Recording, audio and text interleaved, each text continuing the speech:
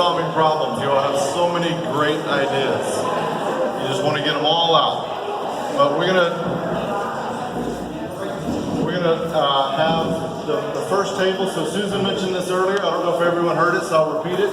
We're taking all the names from the table. We're putting them in a bag, drawing a name, and so the name we draw is going to come up. We're going to talk quickly about the issue they had, one or two of their proposed solutions.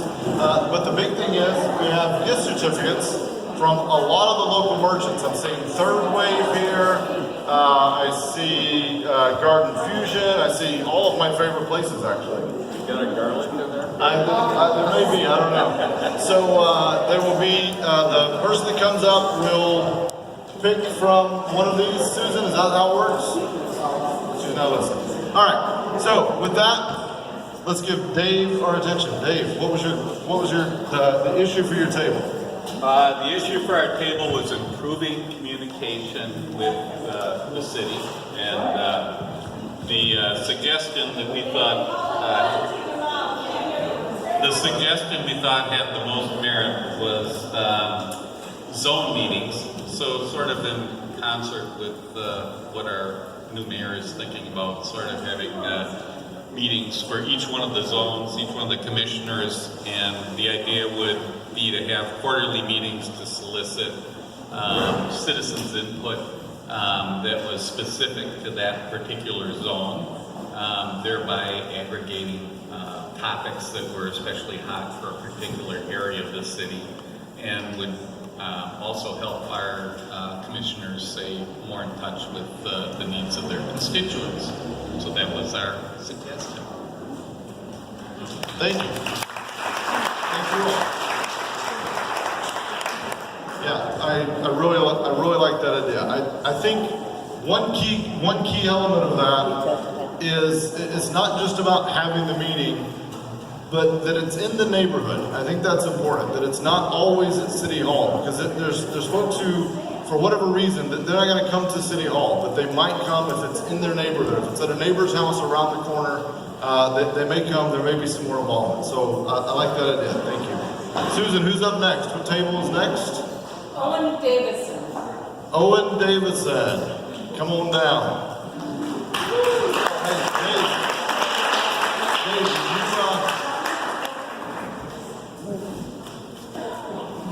all right, a fellow Owen, but his is in the wrong order. He's Owen first name. All right, go ahead. Thank you, Russ.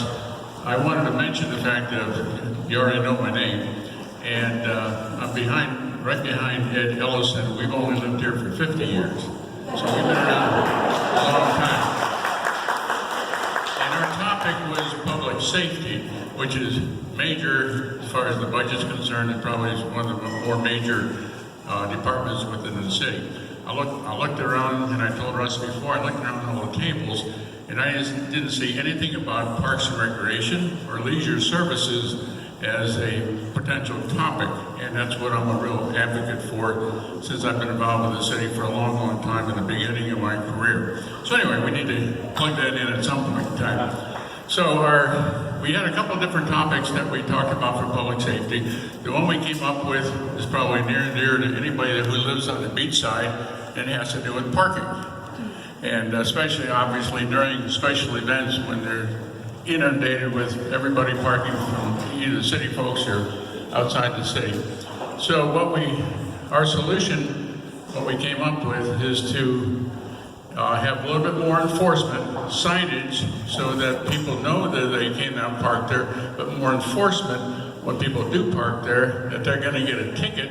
And don't make it a cheap ticket, make it a ticket of $50 or whatever it may be. And the other secondary solution perhaps might be a shuttle service. We got some off-street parking that you can park at the Marine Discovery Center and areas like that. We'll shuttle people over. If they know they're going to get a ticket for parking somewhere illegally, perhaps they'll hop on a bus and go over there and lose a little inconvenience, but save a little bit of money. Thank you.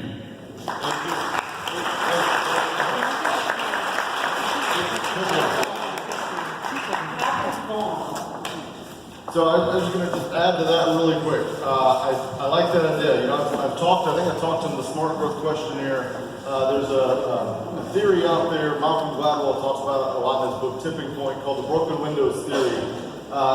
Read up on it. And I'm not saying it's the perfect theory, but he talks about this enforcement. It's one thing to have it on the books, but it's another thing to enforce these things. Have the ordinances and enforce the ordinances. Make sure it hurts a little bit. You know, I was just in New Orleans, and I can tell you they enforce it there. The first few times I went to New Orleans, I would, park somewhere, maybe, not be as mindful about the meter. And I learned my lesson because they gave me tickets and they hurt. They hurt enough. Now when I go, I follow the rules. I know that you park where you're supposed to and you put the money in the meter. So I think we absolutely should do the same, especially in those areas that really deal with this on beachside. And I think there's another table on transportation, so we'll see what they talk about with the show, and we'll get to that. Sorry, what was the next name? Kathy Vaughn. Kathy Vaughn, come on up.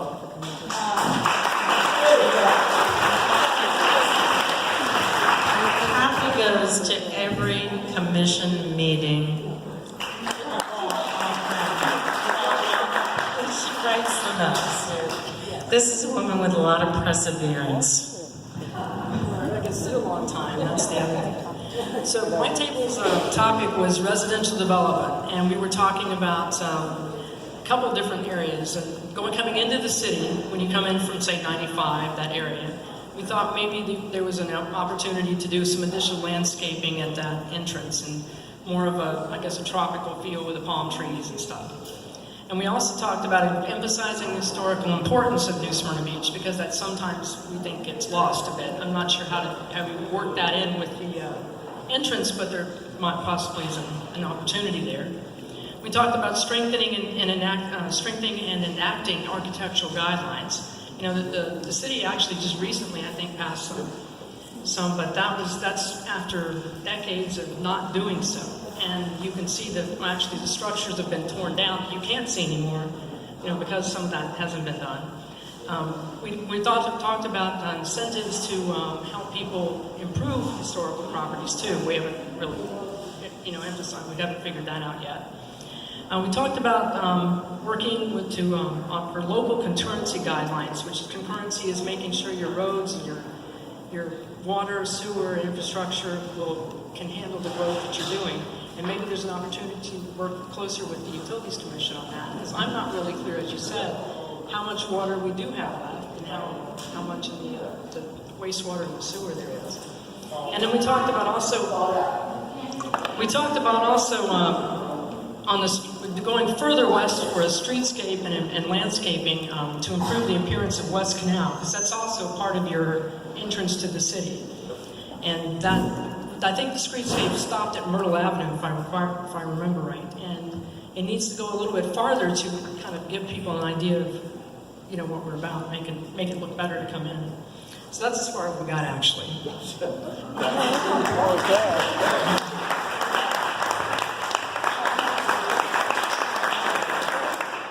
You stopped at only like 10 solutions, so yeah. I was going to add, one that you mentioned, that all these are good. I've talked about some of these at length, so I agree with, I think, almost everything here. One that touched on that emphasizing the historical importance. What is St. Augustine known as? It's the oldest city, right? What is New Smyrna known as? Second oldest. Orlando's Beach. That's us. We have all the same cultural, and there's so many things that we could be known as. I mean, we're this vibrant, ecotourism could be something we could be known for. Our historical, structures and things like that. Our history we have a rich history as well. That's what I'm trying to say, uneloquently. We have a very rich history that we could leverage, we could be known for as well. So I really like that. Lou's up.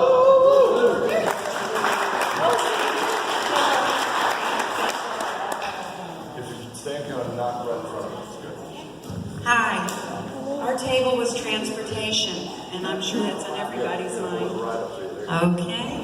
All right, transportation, traffic on Route 44 weekends especially. So So some of the resolutions were considering perhaps a parking garage, perhaps where the former Outback Steakhouse is, and we won't get that hotel. Plus a shuttle. Obviously, there's going to have to be a shuttle. And there also is, we thought, perhaps a sign on 44, starting at Route 4 and also at Route 15, giving them an opportunity to get onto 95 to go to Daytona, so that... But seriously, with a sign that would say that the beaches are full, and seriously stop some of that traffic on 44. Okay. Synchronize the lights. Gosh, wouldn't that be nice? Having perhaps an officer to keep the traffic moving in the afternoon. And then we had from an owner who is an owner of a business on Flagler suggesting that perhaps on weekends closing Flagler Avenue and having perhaps one-way traffic maybe coming in for beach traffic, going around and coming out another way. And I think that in itself could perhaps, yeah. Okay, we got more. Stricter enforcement of the 2-hour parking, and as Russ said, let's really charge.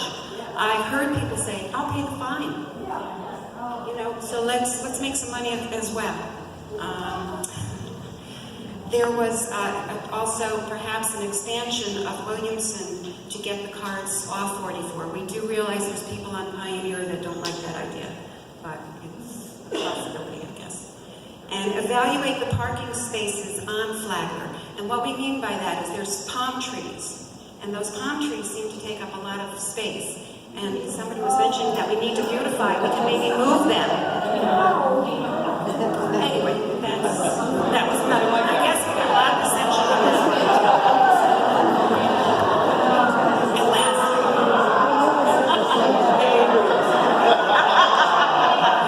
I'm only reading the card. Exactly. And lastly, just to make sure that the deliveries on Flagler Avenue by the trucks, the 18-wheelers, are done early in the morning.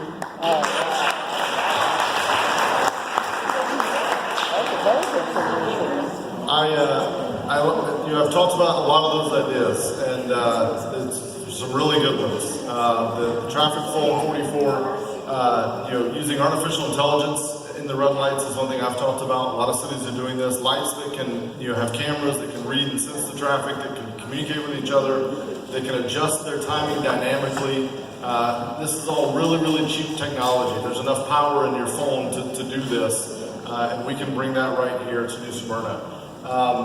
Some of the, yes? I just had a comment about the traffic lights and the cameras. A friend of mine had an accident at Route 1 and Canal Street.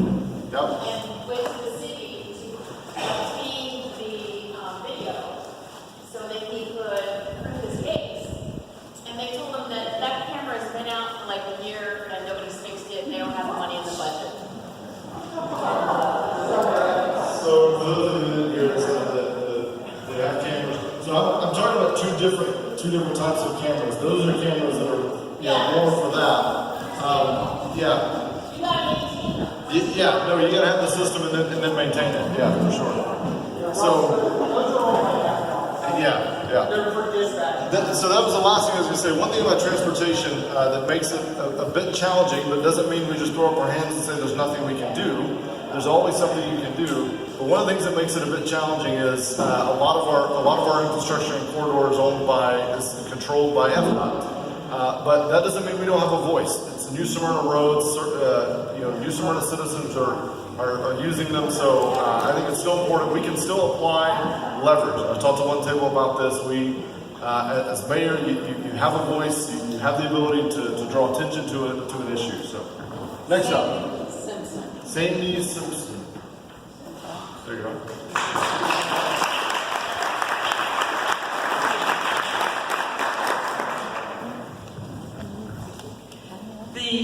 Our table was transparency, and the question was, that to be answered, is who runs two answers to whom? The city council to the city manager, or vice versa? Well, we have an answer for that. One thing, well, I won't go with that answer.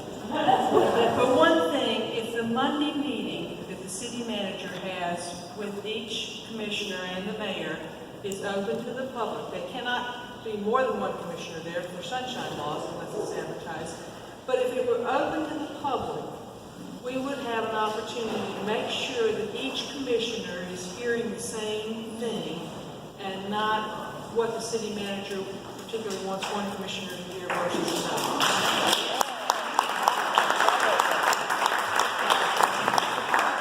A quick solution also for transparency would be perhaps to have two different types of commission meetings.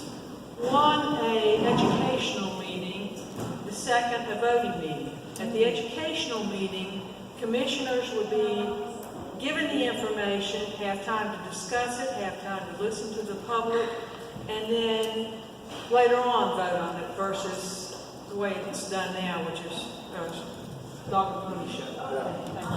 Thank you.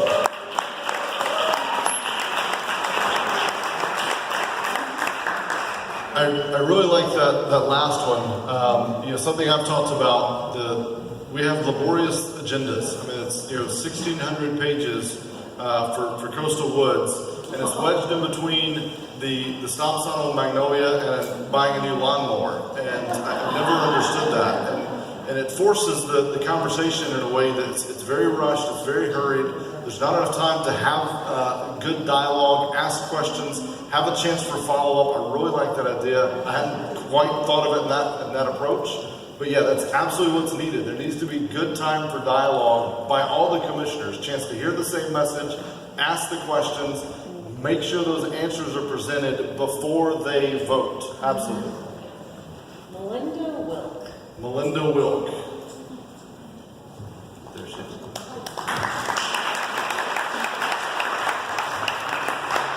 Our topic was economic development.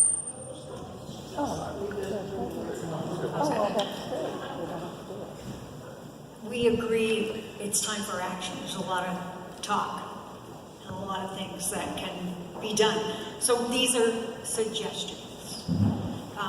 One is to increase the interaction with and partner with additional economic advisory boards and councils in our county, say in Daytona, just so that we know what's coming in stream, what's going out, some of the offers of businesses that come to the state and to the county may be better served in a smaller community like ours, New Smyrna, instead of Daytona.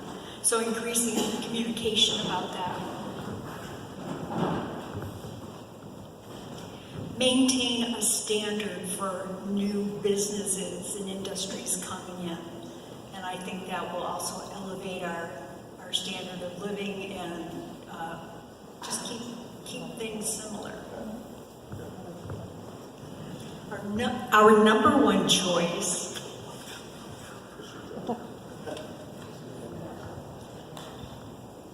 is for securing higher paying jobs through technology, possibly repurposing US 1 through Mayor Owen's connections to multiple universities.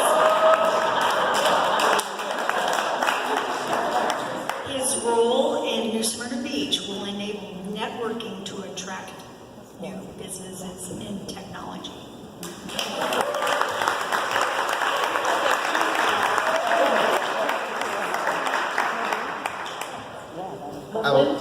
Sorry, I was just going to add to that. I like that last one. Not where she said that. I've said this a lot on economic development. I want to change some things about it, but one of the primary fundamental things that will change on day one is changing the definition of creating a job. You know, we just approved the Tractor Supply Store, not my favorite project, but it'll probably be okay. But I don't count that as creating a job in New Smyrna Beach. To me, the definition of creating a job should be that it's at or above the current median wage. And if we hold that standard over time, we would see our median wage increase. So we'd have jobs that the youth that are here, we got some sitting right over here, the youth that are a product of this community, we're exporting our greatest asset. And it's the young leaders and next generation that they grow up here, they go to our schools, they attend our universities, but then to find good employment, they have to go somewhere else. And I want to change that right here in New Smyrna Beach. And we can. We have all the assets to do it.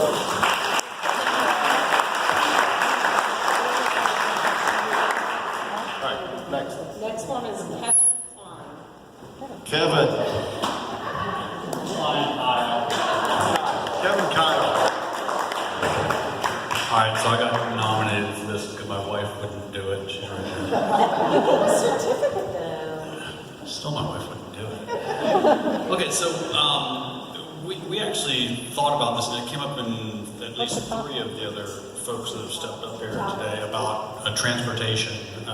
Several people talked about transportation, but we were tackling what can be done to make NSB an ecological hub. And for many of you that have traveled, you've probably seen models that work. You can talk about the country of Costa Rica that possesses 82% of the world's biodiversity. You can talk about Austin, Texas, where I was last week. We'll talk about that in a second. But there's a lot of ecological hubs around the world. They drive tourism. You guys all live here because it's a really beautiful place. You like where you are. The reason that we unfortunately became known as Orlando's Beach is because people like to be here. It's a beautiful city. It's a beautiful place to be. So some of the ideas, I'll get to it now. We started with some simple things that are almost no-brainers in this day and age, like electric car charging stations. So show some progression. I'm in the process of putting these into my business in Ormond Beach right now. More as a gesture to people that come visit my business. Nobody has an electric car yet. We're going to do this. And then a few other things. We'll come back to the electric thing in a second, but attack the plastic straws and the plastic bags issue. And there was a whole bunch of talk about why this can and can't be done. But here's what I tell you. I've got some really, really good surfer friends that are honestly fairly conservative, quote unquote, non-green people. But they're good surfers. And up in Jacksonville, and they attacked this because they frankly believe in it and completely changed it. They banned straws up in Ponte Vedra.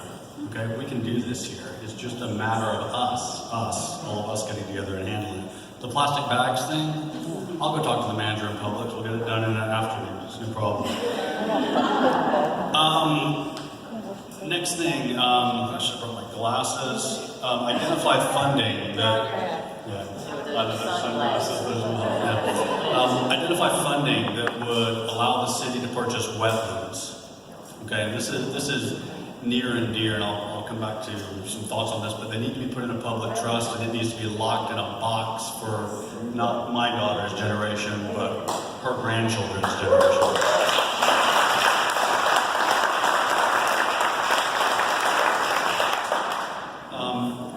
Encourage the formation of charter schools. We're running short on schools here anyway. And don't get me started on the $50 million that Volusia County cut out of the schools as soon as the financial crisis hit. What are we doing? I mean, what are we investing in? We'll get to that at a county level topic, but invest in that. Decide as a city that we actually care and go for it. And so that's a whole other thing. And then going forward, and this was really a solution, this is the one that comes back to the transportation thing. Everybody's aware of the water taxi that exists or did exist around here. I'm not sure exactly on the status. Our take on the water taxi was that it was kind of a commitment. You were getting on that thing for a while. Why not create something? And this is coming back to Lime Bikes. Vivian and I were in Austin, Texas last weekend, and they had these little scooters, these little electric scooters. You could walk up with your phone, scan the QR code, and it released the scooter. And 15 miles an hour, and you could go anywhere you wanted to in the city for like $1, $2. Okay, really simple. You walk up, scan the thing, and you go. Why not make the water taxi something that hops from the Brennan Center over to the Marine Discovery Center, over to the Riverview Hotel, over to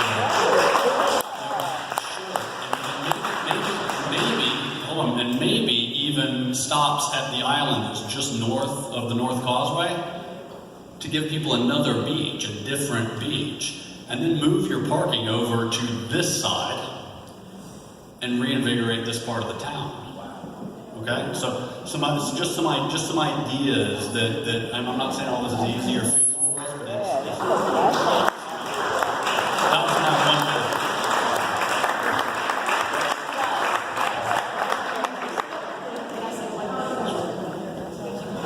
The straws, there are 3 restaurants that are already known with gas. Volunteer man. So one thing I would add, I've said this a lot, I think I've said it to folks tonight, as I meet a lot of people around New Smyrna, and I didn't just meet Kevin, he's one of my neighbors actually, but as I meet a lot of people in these events around New Smyrna, I'm reminded, and I genuinely feel this, I'm not the best person in New Smyrna Beach to be mayor. I think I'm the best one on the ballot, don't get me wrong, but I don't think that I'm the best person. And I hear people like that, and I'm like, why aren't you running? Why am I not over here? Why don't I write you a check? But I'm the one here, so good thoughts. I really like that, and yeah. Who's next? Did you get your prize? You didn't get Miss Tiffany's prize. What is it? Vivi, come on. Who's Bob next? Sanders. Bob Sanders.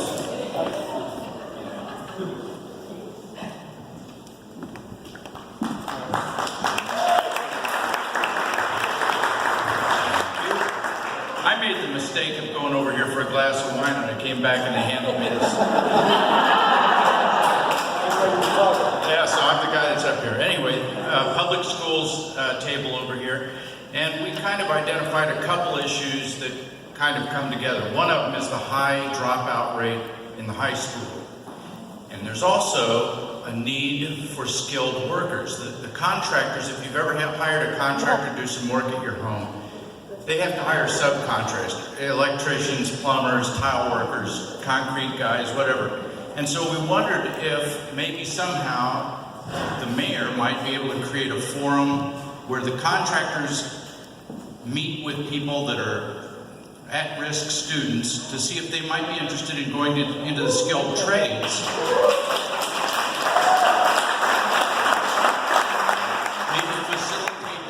High school, let the contractors get hands-on if they want to pull from that and develop a new talent pool of new workers in New Smyrna Beach. So we'd be known for that. So there you go. That's it.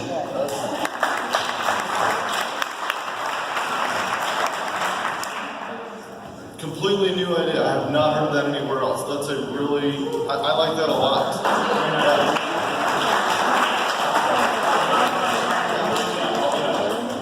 We have our first volunteer to be one of those mentors. You know, I've said before, I think one of our greatest assets here in New Smyrna Beach is what I call a young retired population that's still willing to give of time and treasure. They have this vast expertise that they're willing to give. So I think something I would dovetail with that on the public schools is, you know, they're willing volunteers that will go in and help mentor some of these students. And I know we have programs, but I want to see those, you know, the public schools to a large degree are controlled by the county, but there are things that we can do, like programs like that, mentoring in the schools, you know, touching the at-risk youth, being able to, you know, have touch points with them to help see other paths. Because yeah, college isn't for everyone.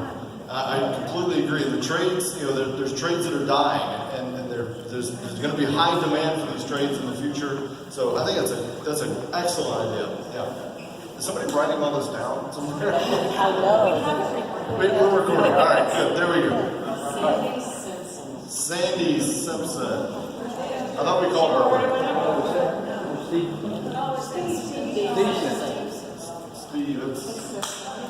Steve, come on.